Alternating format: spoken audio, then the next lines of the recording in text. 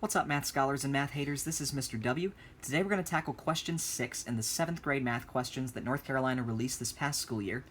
The question tells us that Susan's weekly earnings were proportional to the number of hours she worked. We will go over what proportional means when we really get into the meat of this question. But we have this table that shows how long Susan worked and how much money she earned, and we're supposed to figure out how much money Susan earned per hour. So to do a question like this well, you need to know about this idea of proportionality, as well as just how to do basic long division. So, when I see the word proportional and I see a table like this, all I'm thinking is I'm multiplying by the same thing to get from how much I've worked to how much I've earned. And this is a great question to keep in mind as you go looking for jobs in the future, because if you get a job, especially a job that pays hourly, you're not really going to be able to expect to get bonuses. You can just use a formula or a table like this and figure out how much you're making, or use how much you're making to figure out how much you should be earning for different numbers of hours that you work. But anyway, the idea of this is that our number of hours times something, some amount, is always going to be able to give us our earnings. And I'm going to actually come down here and let this guide me to how to actually solve this problem. Because if I see the word per and I see money per hour, that means that I'm going to have to take my amount of money and divide it by my number of hours. Now, I can actually get there using fact families, because if I know, and I'll use these numbers as an example, that 5 times some number equals 4750, then I also know that 4750 divided by 5 is going to give me that same unknown number. Fact families can help me get there just as easily as reading the problem and translating per as a fraction sign. Now, since this number is supposed to be the same all the way down, we can actually pick just one of these rows and figure this out, but I personally prefer to use the smallest numbers when I do a problem like this.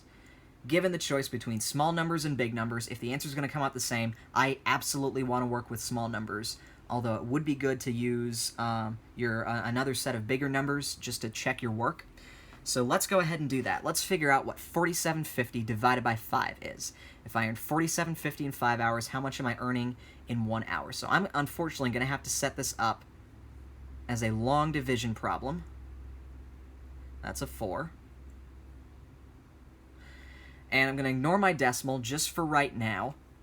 I'll bring it back at the end of the problem, but for the time being, I first need to see how many times 5 goes into 4 thousands. If I have 4 thousands, can I split them up evenly among 5 people? I can't, unfortunately. So I'm going to put a dot there to remind myself that I tested this number already, and move on to test if 5 can go into 47 hundredths. And at this point, I'll break out my 5 times tables. 5, 10, 15, 20, 25, 30, 35, 40. So 45 is close to this, and then 50 is too many. So what that tells me is that 5 can go into 47, 1, 2, 3, 4, 5, 6, 7, 8, 9 times. We take away the 45 that we would have to split up, and that leaves us with 2 left. Leaves us with just 2 hundreds left. Now I bring down my tens, and now I'm seeing how many times 5 can go into 25 tens. If I have 25 tens, can I split them evenly among 5 people? Well, that's 1, 2, 3, 4, 5 fives, and that's exactly 25, so I'm done with this. And now, how many times can 5 go into 0 ones? None. Absolutely none. Which leaves me...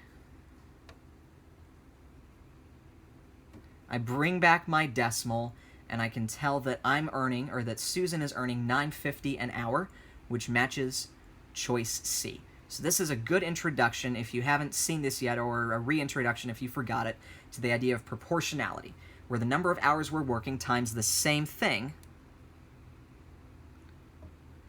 950, 950, 950, 950, I don't have room, but it's the same number all the way down. The number of hours we're working times this wage, this $9.50, is always going to give us how much we're earning. Always.